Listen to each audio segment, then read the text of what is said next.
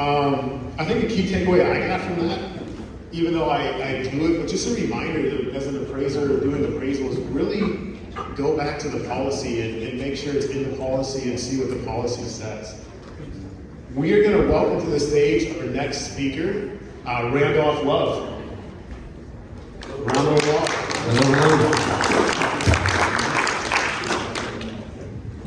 How y'all doing? Good. Amazing. I truly believe that all truths are parallel.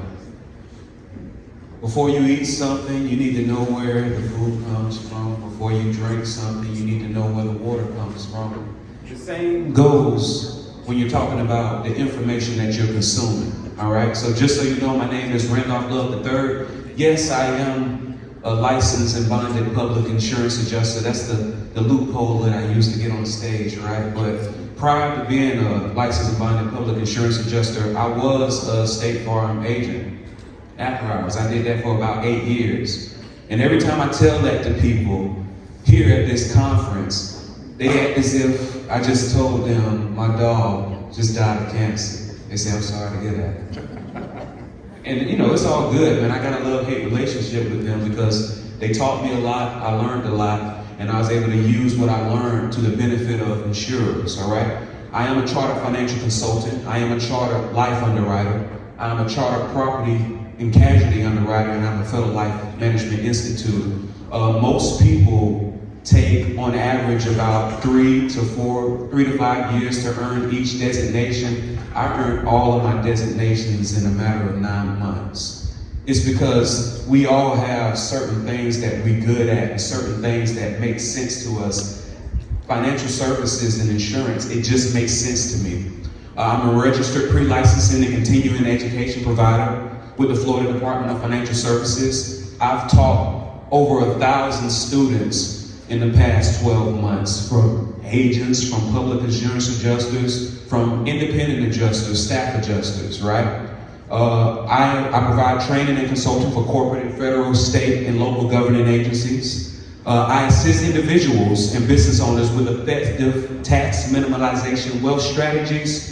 I have over 14 years experience in the insurance and financial services industry, and I am a franchise consultant with the Franchise Consulting Company, all right?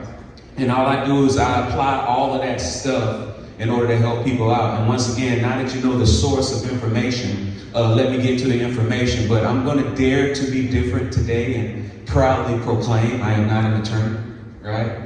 Which is different than most of the people who got on this stage. And this is information, not advice. Take it as you will, all right? So, has anybody ever heard of ClickFunnels? Maybe you're in the marketing, all right? So ClickFunnels is owned by somebody named Russell Brunson. It's a $500 million company. One of my mentors and business partners who I meet with at least once a month, and the person who taught me this is Russell Brunson's father, Ross Brunson.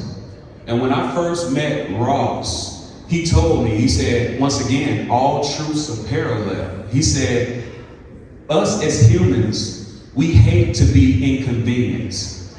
We want to live, but we don't want to be inconvenienced by the rain. We don't want to be inconvenienced by the snow. We don't want to be inconvenienced by hail. So what did we do? We built a structure to protect us from those things, right? But we didn't just build a big one-room structure. We created different compartments inside of that structure that had different functions. You got a kitchen that you cook in. You got an entertainment room that you entertain in. You have the bathroom that you relieve yourself in. You have a bedroom that you sleep in. You're not going to use the restroom in the kitchen, right? You're not going to cook in the bathroom. You're not going to entertain somebody in your bedroom. I mean, I guess depending on who you're entertaining, right? But you get what I'm saying. Each room has its purpose. The same is for business entities, all right? Most people who are knowledgeable and who probably had the right consultation with them, they have the right side of this structure, the operations, the business structure, the planning of it, right? Anybody ever heard of an LLC? Yes, it's a limited liability company. Now, a limited liability company is great because what I like about financial services, and one of the reasons that I was able to pass all of these exams so quickly, is because it's very important information, but they're not that creative when they come up with the names. The names tell you exactly what it does. A limited liability company is a company that limits your liability. What it doesn't do so well is mitigate your taxes effectively. So yes, if you're doing business with the general public, making active income, and your business does something that it might be considered liable, this is going to limit your liability to what you have in the business to where it won't adversely affect your personal assets.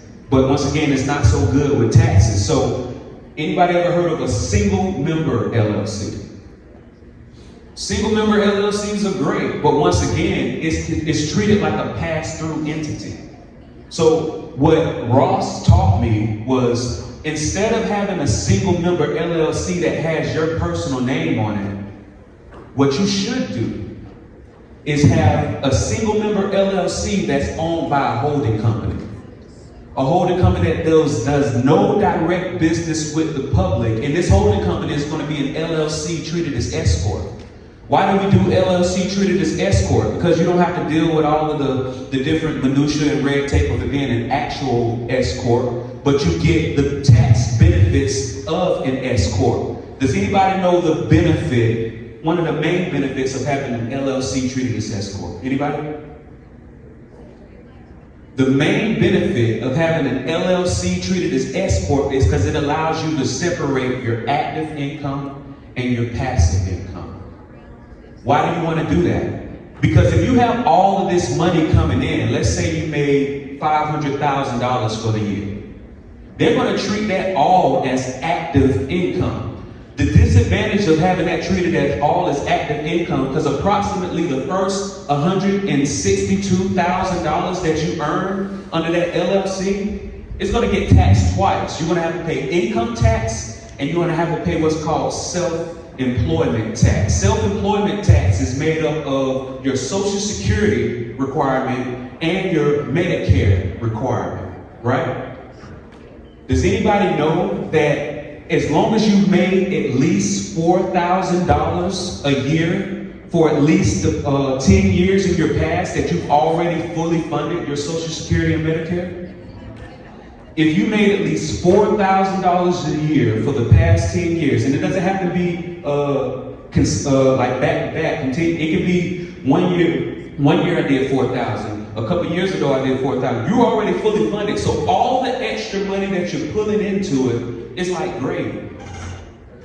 And listen, I know there's probably some red-blooded Americans here that understand that taxes are necessary, but even when I come across those red-blooded Americans that say, hey, we have to pay taxes, I'm going to ask you one question. Do you believe that the government is handling your tax dollars appropriately? If you can find an effective way to mitigate your taxes by the entity that you have, that different room in your house, right? If you can find a way to mitigate it to where you're going to keep majority of those voluntary taxes that you were paying, but not because you're selfish, because you're going to give to the charities that you know, like, and trust. You're going to be able to give to the people that you know, like, and trust. You can make sure that that alms giving that you do is actually being managed correctly. So what we do is we separate your active income from your passive income. So let's use that example. Let's say you're somebody that made $500,000 for the year. We might just say, all right, yes, this business brought in $500,000. However, only $40,000 of it was income, a salary.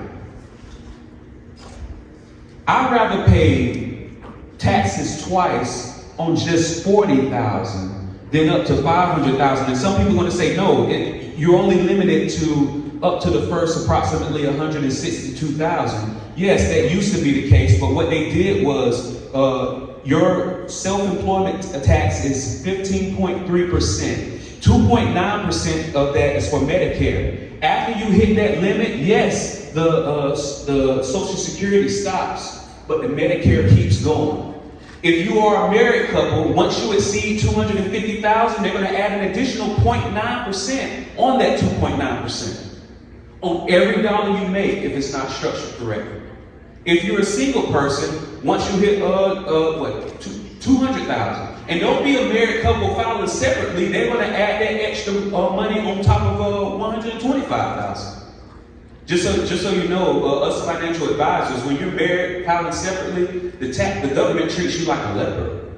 Because they say, hey, you entered into this contract to where it's supposed to benefit you, but you're choosing to act as if you're single. All right, we're going to cut this in half for what you would have gotten if you were doing this as married filing jointly, okay? So after we put this single member LLC owned by a holding company, treated as S Corp that does no business with the public, we legally avoided taxes as much as possible, because tax evasion is illegal. Tax avoidance is completely illegal. So we completely avoid taxes as much as possible. Now we're going to go to the other side of this chart that most people don't have, the family bank. We're going to make what's called a capital contribution to your family bank. Most people have never heard of an LLLP. You can reach out to your CPA right now and say, hey, what's a limited liability, limited partnership? They're going to say that doesn't exist. Yes, it does, right? What's the benefits of having a limited liability, limited partnership? What it does is it allows you to separate limited partners from general partners. Anybody that knows about limited partners and general partners, you understand that the limited partners, yes, you get to reap the benefits of the money coming in, but you don't have to take on any of the liabilities, right? So guess who's going to be the 99% general owner of your family bank, that LLLP? It's going to be your holding company treated as S Corp. Guess who's going to be the 1% general partner of your LLLP? It's going to be your family trust. All right. Now, this limited liability, limited partnership is very important that it's domiciled in the right state. Has anybody ever heard of jurisdiction shopping? What jurisdiction shopping says is just because you live in a state, that does not mean that you're limited to only getting what that state offers. Because we all know huge companies that have their home office in one state, but they're domiciled in another state. What's the reason that they do that? Taxes and liability. They're going to go with the state that gives them the best tax mitigation and liability mitigation. Us as small business owners, the people who make up the majority of the businesses in the United States, we are allowed to do the same thing. So you're going to want to make sure that it's domiciled in the right state. Now, the state that a lot of people domicile their family bank in, their limited liability, limited partnership, is Wyoming. It's a lot of reasons why they domicile these companies in Wyoming, but the main reason is charging orders versus foreclosure. There's a legal remedy. Whenever you get accused of being liable for something, right? The legal remedy is we're either going to do charging orders or foreclosure, right? It's saying, hey, you just lost this $1 million lawsuit, Mr. Company Owner, and you owe X amount of dollars, all right? And if you don't pay it, we can foreclose on your assets in order for you to basically take care of this financial responsibility that you have, all right? What if you're in a state that only does charging orders? What it does is say, hey, it's multiple fold of what ends up happening. If somebody wants to sue you, they're going to go to their attorney, and their attorney, if they're able to find it, because another benefit of domiciling your business in Wyoming is your name isn't publicly on it. Your address isn't publicly on it, right? But let's say that they do find your company that's domiciled in Wyoming, right? Soon as the attorney sees that, if they know what they're doing, they're going to go from working on contingency to say, hey, you need to pay a retainer. I got a lot of attorneys in this room. What's the reason that you would only require a retainer than contingency? You don't know if you're going to win the case. Matter of fact, you might know for a fact that even if you win, there's nothing that's going to basically make somebody required to pay that money out. right? And here's the thing. Now you get what they call another chance to negotiate. We had a lot of negotiation talks here today. So what you're able to say, let's say that somebody does pay an attorney on retainer, right? And let's say that they do win this judgment against your company. That's when you can go back and say, hey, my bad, right? I was liable. But here's the thing. You understand that my business is domiciled in Wyoming. And you understand because it's domiciled in Wyoming, the judge was only able to issue a charging order. And you understand because it's domiciled in Wyoming and the judge was only able to issue a charging order that I don't have to take any distributions from my company. I can borrow from my company forever if I wanted to. And that's not considered a distribution. So that being said, yes, you just won $1 million judgment, but if you're willing to sign a release, let's settle for like $100,000, right? Once again, it's all about knowing how you do this. Now, a lot of you're probably getting to the age where your wife is budging you to try to create some type of estate plan. The benefit of having your holding company treated as S corp, be the single member owner of all your active income producing LLCs and your limited liability limited partnership, domiciled in the right company, being the single member owner of all of your passive income and entities. What we do is not publicly, but in your operating agreements, convey the ownership to your family trust. What that just did is not only did it mitigate your liability, because here's what happens. All of y'all are probably super protected if your business harms somebody. What if you're driving down the road one day and you hit a car and a baby dies? And now you personally are now liable probably for $1 million+. That just crumbled your entire thing, because guess, even though if your business did something wrong, the way you have everything set up, if you do something personally, that just crumbled your whole cookie, right? So what we do is, not only do we have a lot of the entities that have inherent liability, such as land, and what I mean by inherent liability, even if you own a piece of land, if somebody comes into your land, trips and falls, you could potentially be liable, right? So you want to make sure that all of your inherent liabilities are owned by your family partnership. But guess what else we're going to make the owner of your assets? Your savings account is going to be owned by your limited liability limited partnership. Your other assets are going to be owned by your LLP.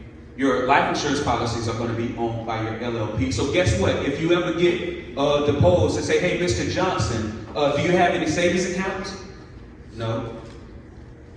Do you have any bank accounts? Any checking accounts? No.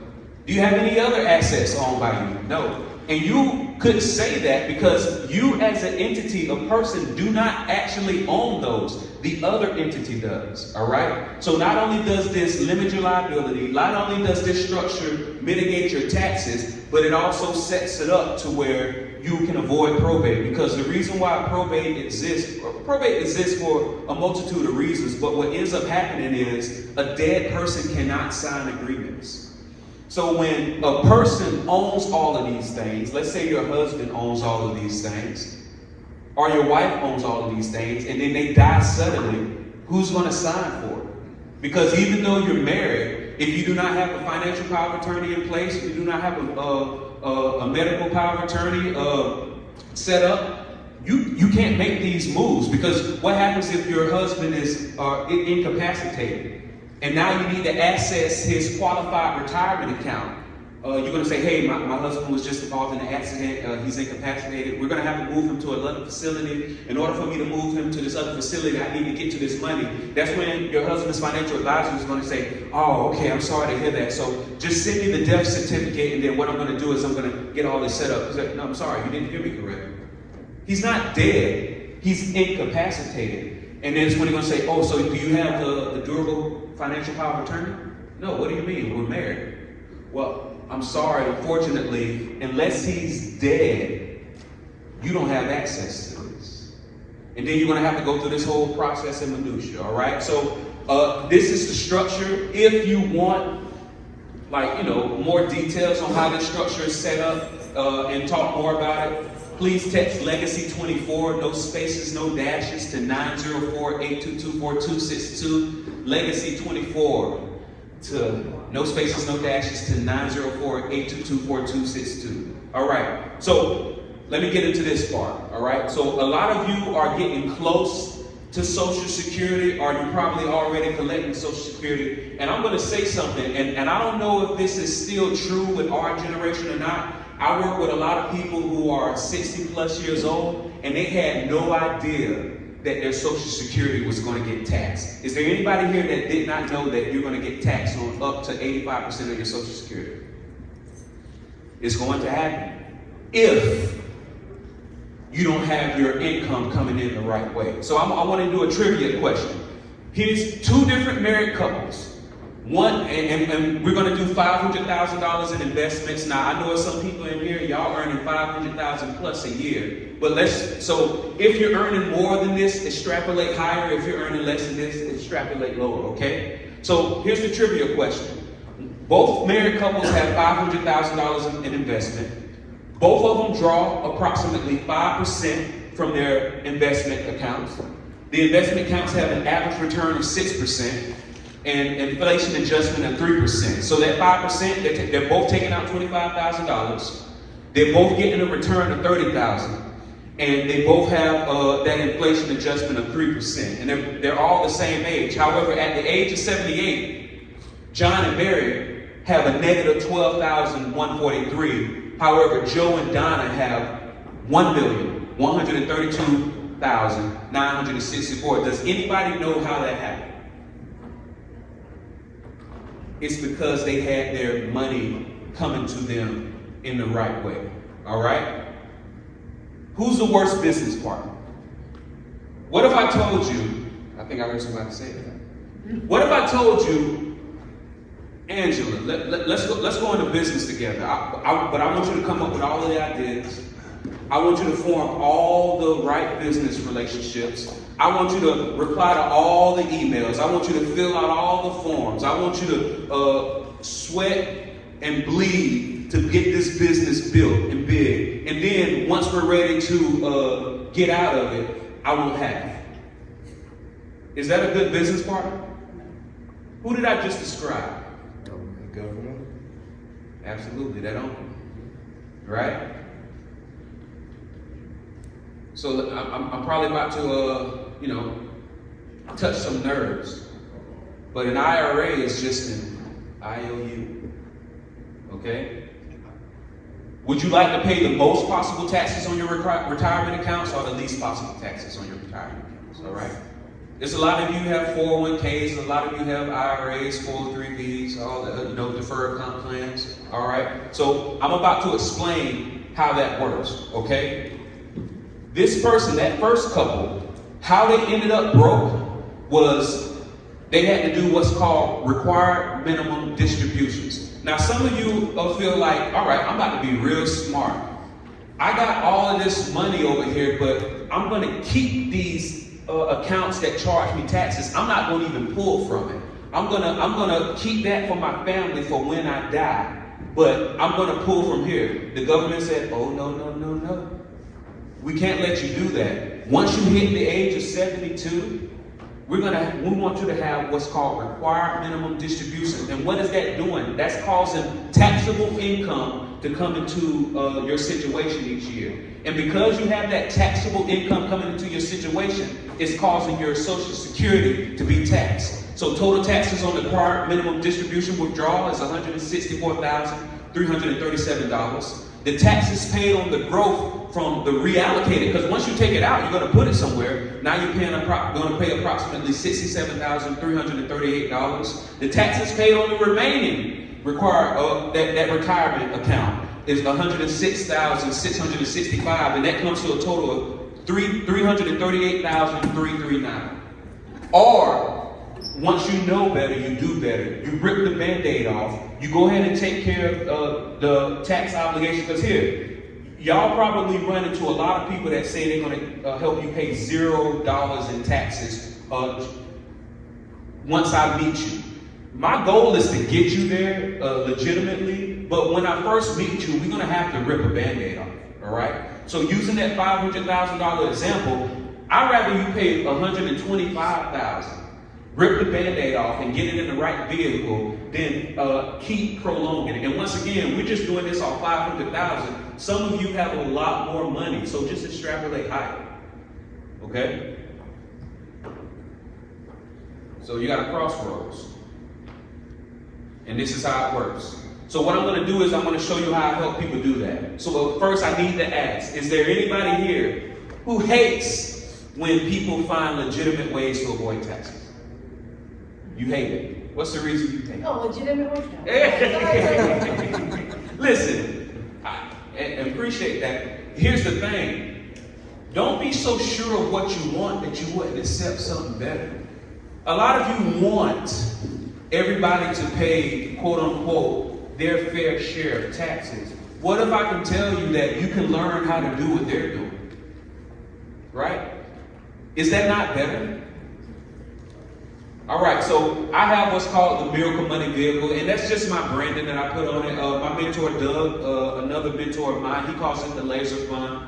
You have other people that call it different things. I call it the Miracle Money Vehicle, money infinitely reproduced in a compounded liquid state, right? Because here, from most important to, least important, you want your money to be liquid, you want it to be safe, you want it to have a good predictable rates of return, and you want it to be tax-free. Most people jump straight to number 3. They say, oh, this is going to earn me, X amount of percent per year. But it don't matter how much it's earning you. If you can't get to it, what does it matter?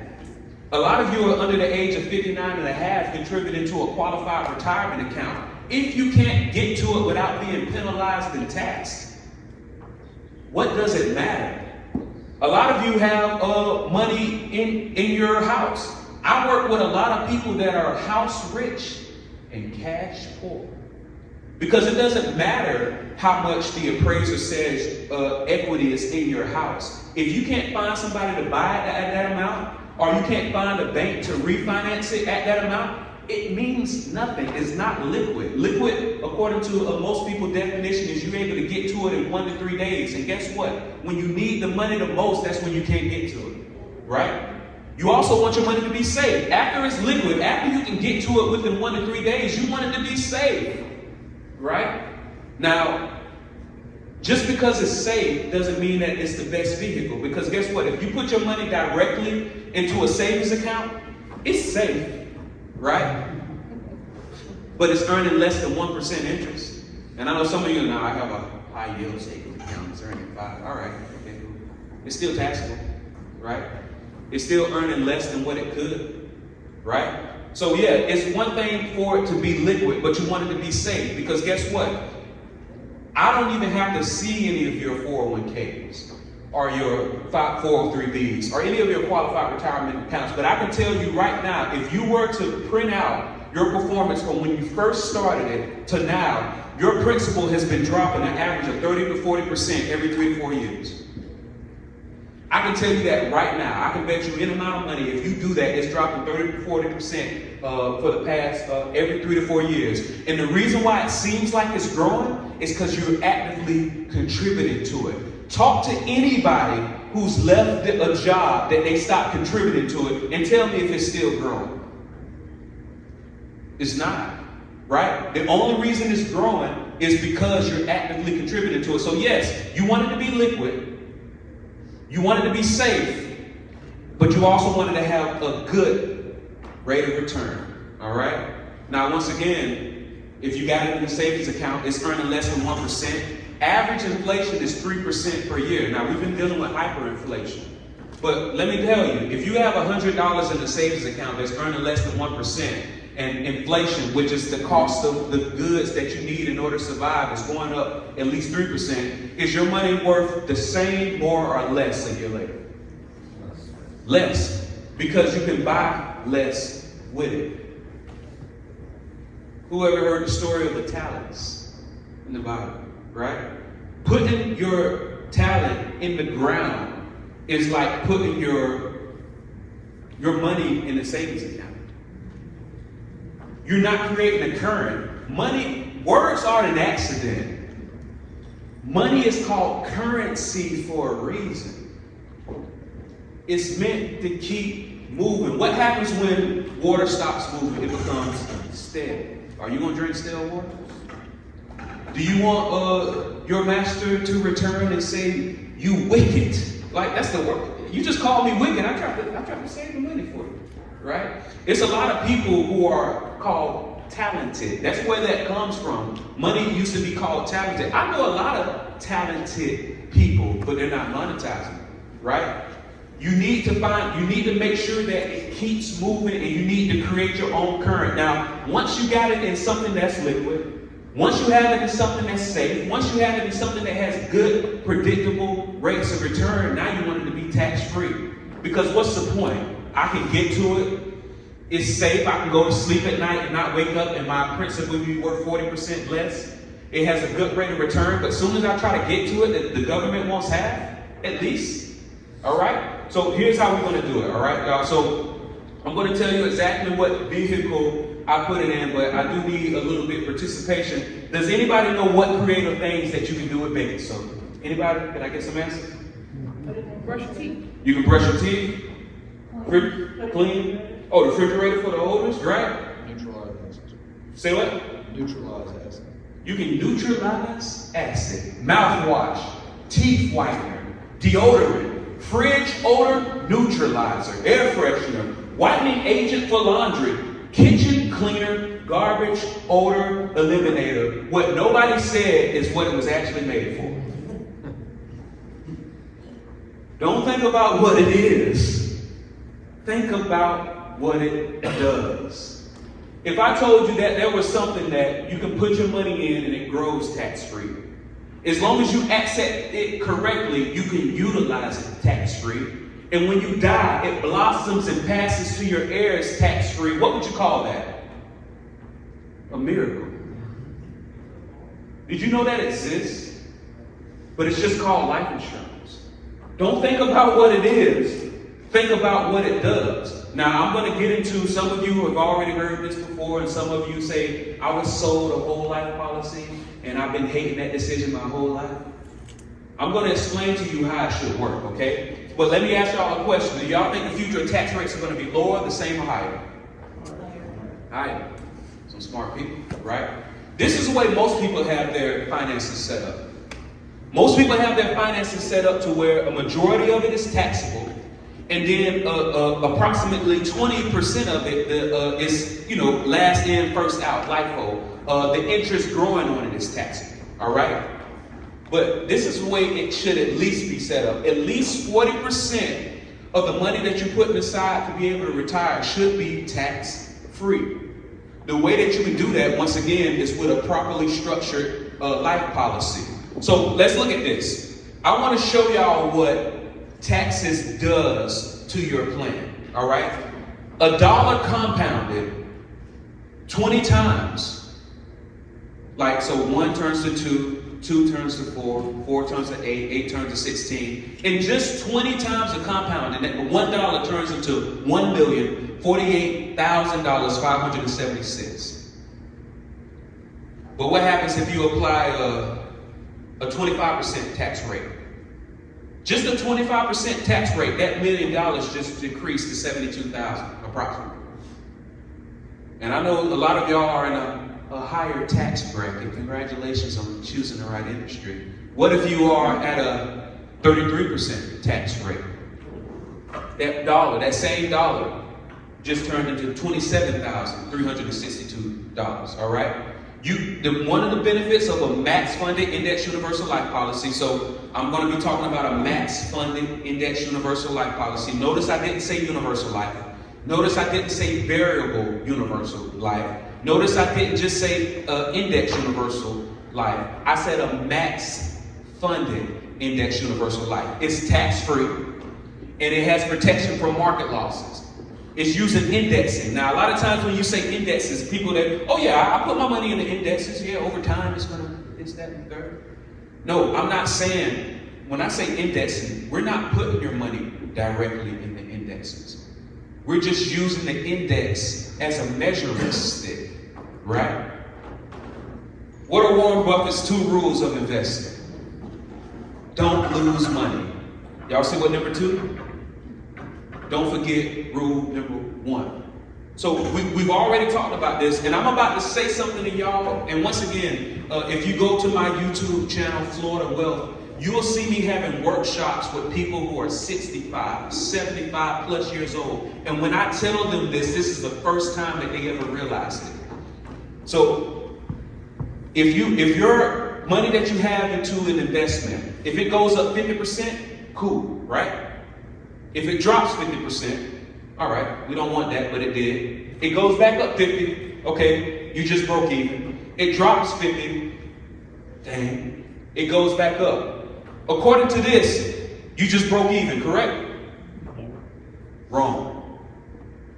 So let's use $100,000 as an example, okay? Let's say it's 2 different people that has $100,000.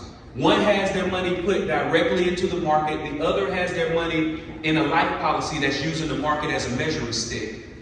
If the market drops 50%, what's 50% of $100,000?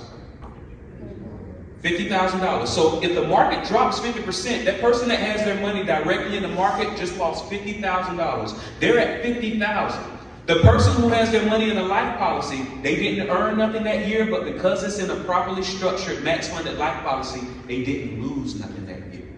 So these are 2 different people. One still has 100,000, the other has 50,000. Let's say the market goes back up 50%. What a traditional financial advisor will tell you is that you just broke even. And either they don't know or they don't care to tell you the truth. What's 50% of 50,000? So if the market dropped 50% at 100,000, you just lost 50. But if it goes up 50% at 50,000, all you just earned was 25,000. You're still 25,000 in the hole. So these are real numbers, right? Some of y'all are, very good and into investments. These are the real numbers from January 2000 to March 2020. All right. So using that, what I just taught you, because in order to break even after you lose 50%, you actually have to gain 100%. Whatever you lost, you have to actually do double in order to break even. So let's look at this. In January 2020, the market went up 8.97%. But then over the next 3 years, there was a loss. So over those 3 years, you lost 43.59%. So let's just make it a flat number, 44%. If you lost 44%, how much do you need to break even? 88. But guess what? You had some 4 good years that totaled 57.34%. Have you even broken even from what you lost? Absolutely not. But before you can even break even, the market went down again another 2 years. That totals 44.24%. Once again, you need approximately 88% to even break even. You haven't even broken even from the last time. But then, boom. Now we got 100 at 55.73%. Your friends who have their money invested directly in the market are going to be like, hey, I just made 57% this year. And they're going to say how much you just made. And I'm going to show you how much that you made, but I'm going to explain to you how you can still, you don't want to be that person that tries to belittle them. Try to educate them, but you can listen to them and smile, right? Because what if, and once again, this is what it looks like. If you need another graphic representation of what it looks like to earn 50, lose 50, earn 50, lose 50, this is where you'll be at. But what if you're following Warren Buffett's golden rules and you don't lose money? Now, a lot of these indexes that are connected to these life insurance policies are capped at 11%. And that's why a lot of people don't put money in life insurance policies, because they say, hey, why would I cap myself voluntarily at 11% when I could be earning way more money in the market? I just showed you. Because you're not losing, you're gaining, all right? So if we're using those same numbers, where you're getting, where you're earning when the market does good, and when the market does bad, you're not losing anything. You're not gaining anything, but you're not losing anything either.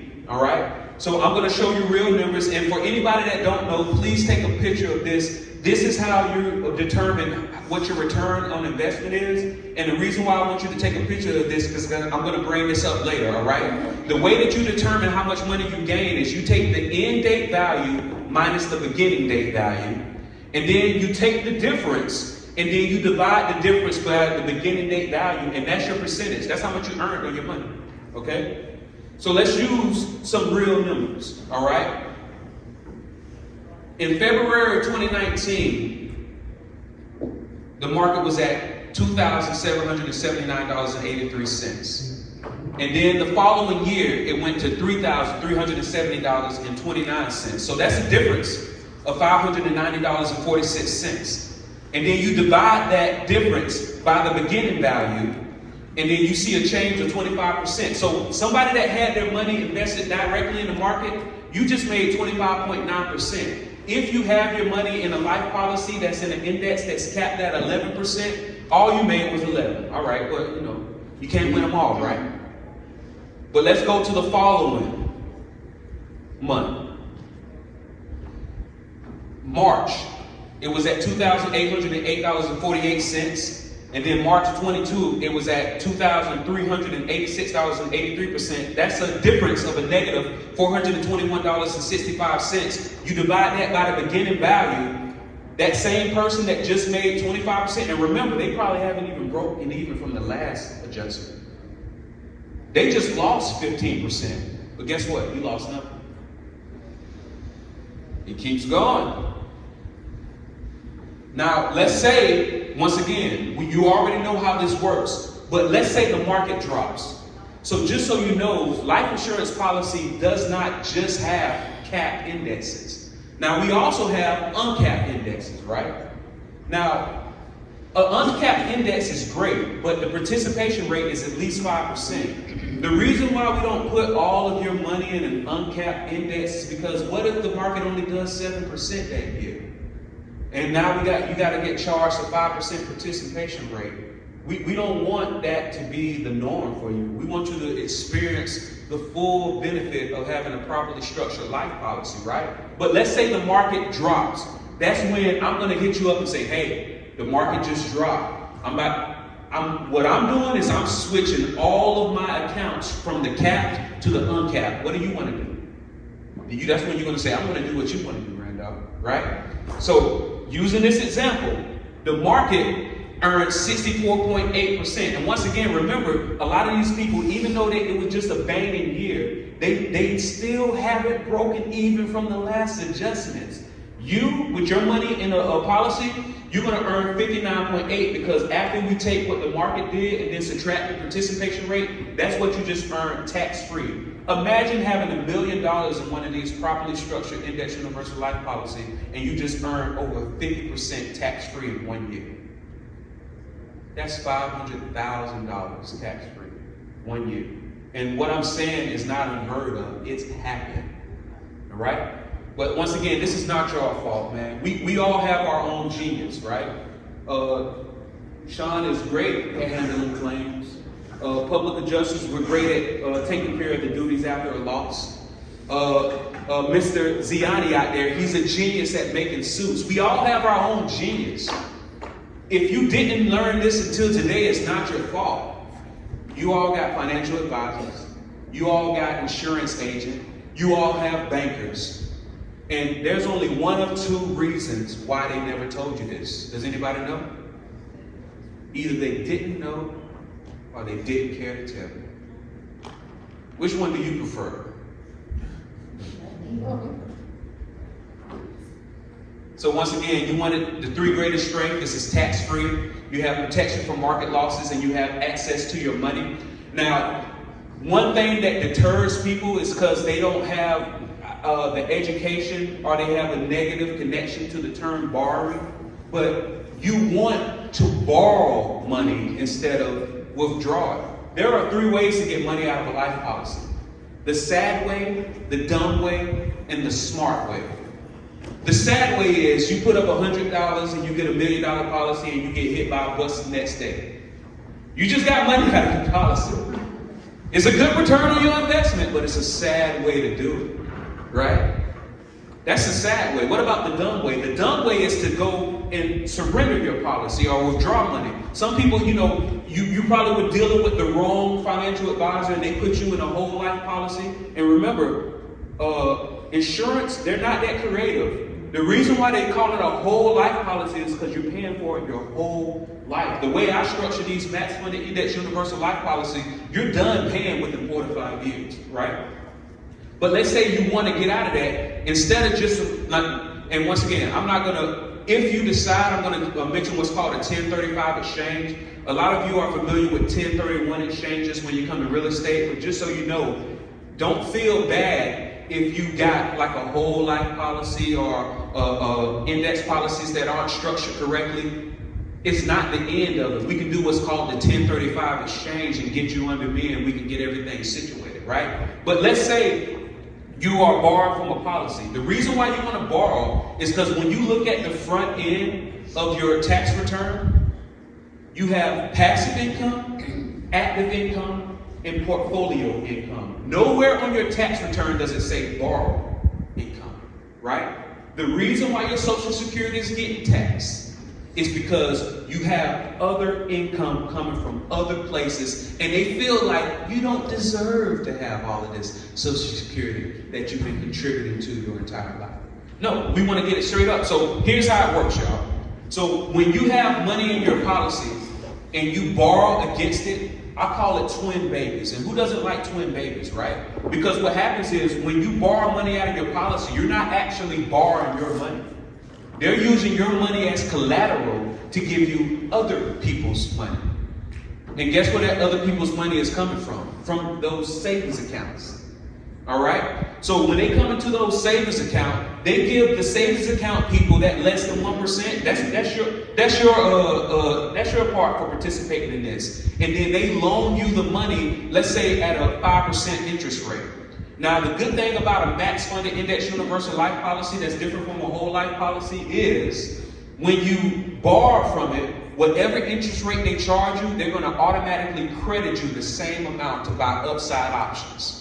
I don't know if anybody knows what upside options is, but basically you're paying a little bit of money to have the option to make a purchase. So let's say each share is $50 a share. You're saying, hey, I want to have the option to buy this at $50 a share no matter what happens. And let's say the share goes up to $150 a share. You go ahead and execute that option, and then you can get the difference in return. Okay? So here we have accumulated value and surrender value. So let's say you have $1,100,000 in your policy, right? And you borrow $100,000. So now you have a policy loan of $100,000. Once again, everything that you borrow, you don't have to pay back until after you die. Because what they do is they take whatever your death benefit is and they subtract what you borrow, all right? So now your available cash value is $1 million because you remember you started at 1.1 billion and then you borrowed 100,000. Now it made your available cash value down to $1 million, but your accumulated value is still 1.1 billion. That means the next year your money that's earning interest is going to be earned off 1.1, not what's left in there. And with that 10% growth, by the next year, your accumulated value is going to be $210,000. And guess what? You're going to do it all over again that next year. You're going to borrow money, another $100,000 out of your account. And it's not considered income because you're borrowing, right? And let's say you have a 4.5% interest loan on that interest rate. So really, what just came out of what you borrowed was $104,500. And once again, you do not have to pay this back until after you die. A lot of you, and my time is running short, but I just want to give you a quick analogy, okay? A lot of you, who's here has ever owned a quadruplex? Or any, multiple units, right? What it is, what if I told you that you can keep all of the income that you earn from tenants tax-free as long as you only fill it up according to TEFRA, DEFRA, and TAMRA. TAMRA, TEFRA, and DEFRA. And I know what you're thinking. And no, this is not the name of the supporting cast from the beloved 90s sitcom Moesha. That's good. Thank you. It's Internal Revenue Codes 1018, 72E and 7702. As long as something is considered a life policy, it grows tax-free, 72E. As long as you access the money correctly, you can utilize it while you're alive tax-free, 7702. And when you die, it blossoms and passes to your heirs tax-free. So as long as you do this and you follow those guidelines, everything after 5 years is completely tax-free. The only way that this could hurt you is if it won't hurt your family, right? But if you die during these first 5 years. But if you expect that maybe it's a possibility that you might live for another 5 years, then it is what it is, all right? And this is just another visualization of how it works, right? And take this picture, because the benefit of having a whole life policy, you get that 2% floor, you get that no lapse guarantee, but it's strict, it takes longer to fund, the borrowed interest is not credited, it's designed primarily for death benefit, and typically a fraction of the net internal rate of return. Anybody here that has a whole life policy, what I want you to do, that screen where I showed you how to figure out the difference of how much money you earned in the stock market, I want you to take all the money that you put into your whole life policy today, and then I want you to take how much money that you have in cash value, and I want you to do that same algorithm to determine how much you earn. The only way that you can earn 5% is if you started your whole life policy when you were 30, and then now you're 90 years old. That's the only way that you're going to get an internal rate of return of 5%. I'm telling you, I've never seen any of your whole life policies. I've never seen any of your 401ks, but I know exactly what it looks like, all right? If you have a properly structured max funded index universal life policy, you can be averaging that 8 to 11% every year. And I just told you what a 1035 exchange, and I'm going to close with this. Has anybody ever seen a Chrysler 300? I mean, I love the Chrysler 300. I remember when I was a kid, I grew up in a low middle class neighborhood. The Chrysler 300, whenever it would pass by, we would stop what we were doing, we would watch it pass by, and we would say, that looks just like a Bentley. That looks just like a Bentley. Until one day when I grew up, I'm walking in a parking lot, right? And not only did I see a Chrysler 300 and a Bentley parked right next to each other, they were both back then and they were both the same color. It was at that very moment that I said a Chrysler 300 looks nothing like a Bentley. Listen, I've taught this and told this to multiple people, and I've had multiple people tell me that. I've had multiple people try to explain this to me, and you're the first person that made it make a little sense. All of y'all know somebody that has a life insurance license. And y'all gonna reach out to your sister, your brother-in-law, your niece, your nephew, and say, hey, I finally understand. I want you to set me up one of those IULs. But I'm gonna let you know, IUL is just a tool. It's just a tool. If I told you that you can either get Tiger Woods or Phil Mickelson's club or their golf swing, which would you take? It's about the swing, not about the tool. Listen, a Chrysler 300 is a great car. It can get you from A to B, but wouldn't you rather be in a Bentley? Hey, my name is Randolph Love III. I do have a book coming out. Please text, if you want to get that book for just the cost of shipping and handling, text franchise 24, no spaces, no dashes, to 904-822-4262. I'll get that autographed copy to you. It's going to be done next month, so go ahead and get it now. Thank you for attending.